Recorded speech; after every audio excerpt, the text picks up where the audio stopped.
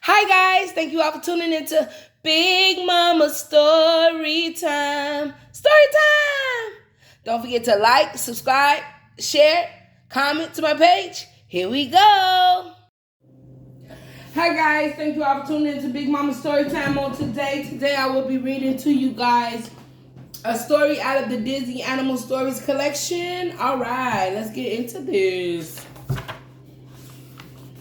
We are all close to being done. Yes, we have 3 more stories in this book left.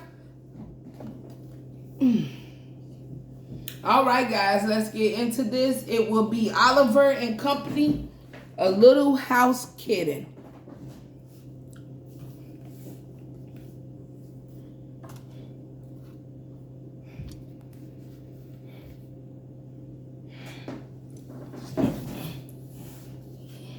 Oliver and Company, A Little House Kitten.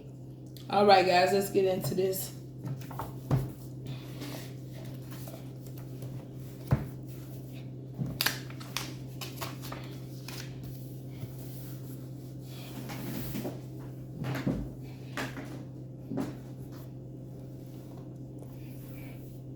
On a sidewalk in New York City, 5 little kittens sat in the box. Many people walked by the box. Soon, all except one tiny kitten had been taken. Meow, meow, called the kitten. Rain filled the box with water and the little kitten tumbled out, cold and wet. Still, the kitten looked at the people rushing past him with hopeful eyes, but they were too busy, and the kitten was nearly trampled on the busy sidewalk. Scared and shaken, the poor kitten tried to stay out of the way. Meanwhile, Dodger was roaming the streets looking for action. He was a streetwise dog. When he saw an opportunity, he took it, and the wet kitten was just what he was looking for. Relax, kid. I don't eat cats, said Dodger. In fact, I'm looking for a partner to help me get some of the best sausages in town. While the kitten distracted Louie, the hot dog vendor, Dodger grabbed a string of links and trotted away carefree. The furious kitten raced after him, over cars, through wet cement and building construction, to an old barge in the harbor where Dodger's friends were waiting. Half of those are mine, yelled the little cat. He like, give me my stuff. Dodger smiled at his spunk. So did the other dogs. We've never had a kitten in the gang before, said their human owner, Fagin. It was nice to feel welcome. Contentedly, the kitten tucked himself into the warm fur of Dodger's belly and dreamed about finding a child to love him. The next morning, when the friends went in search of money to help Fagin, they spied a limousine. This fancy car would do the trick, Dodger thought. The kitten climbed into the limousine, eager to help, but got lost in the giant car when his friends gave up and ran away. He was alone, afraid. It's okay, kitty, said a gentle voice from the back seat. It was a little girl named Jenny. She reached over to untangle the kitten and cuddled him affectionately. The little kitten couldn't believe it. His dream was coming true. In her house on Fifth Avenue, Jenny carried the kitten happily to the kitchen where she made him a special meal. She named him Oliver and got him a special name tag. They played together at the piano and even took a walk in Central Park. Then, riding in a rowboat and a horse-drawn carriage, Oliver purred happily. I love you, Oliver, Jenny whispered that night as they lay in her warm bed. Well, you finally got home. Oliver purred contentedly. He rubbed his cheek against Jenny's and they snuggled down to sleep. It had been a wonderful day, the best Oliver had ever had. However, not everyone was happy with Jenny's new pet. There was a show poodle named Georgette who wanted Oliver out.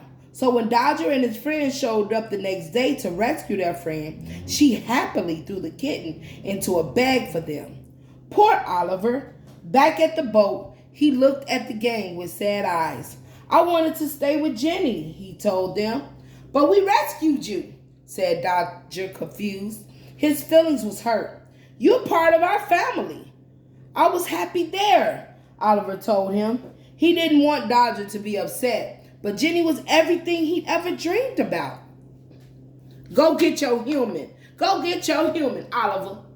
Just then, Fagin returned. Fifth Avenue, he whistled excitedly. When he saw Oliver's new license, "Dear very rich cat owner," he wrote. He had come up with a plan to pay Sykes the money he owed. It was dark and uncomfortable in Fagin's coat as they waited to collect the ransom. Then he heard Jenny's voice. "I just want to get my kitten back," she cried, "but I'm lost."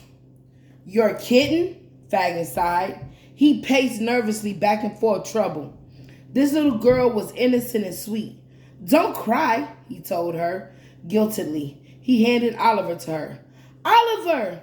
Jenny cried. The little kitten was overjoyed to be back in her arms. Suddenly, headlights blinded them. In a flash, Sykes had grabbed Jenny and Oliver had fallen out of her arms. "Don't worry," Dodger promised Oliver. "We'll get her back."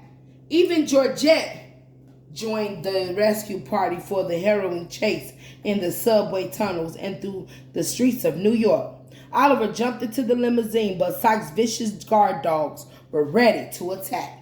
Racing through the streets and onto a bridge, Sykes chased Fagin with his limo.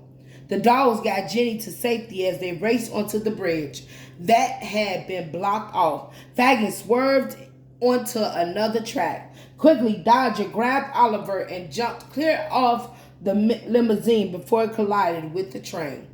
"Thank you," Jenny said to Dodger as they celebrated. Together, she hugged Oliver tightly, and Dodger knew this was where the kitten belonged. Later, the gang joined Jenny for her birthday party and sang happy birthday to the little girl. As Jenny went to blow out her candles, she looked at Oliver lovingly. All of their wishes had already come true. All right, that's what's up. Oh, she accepted everybody.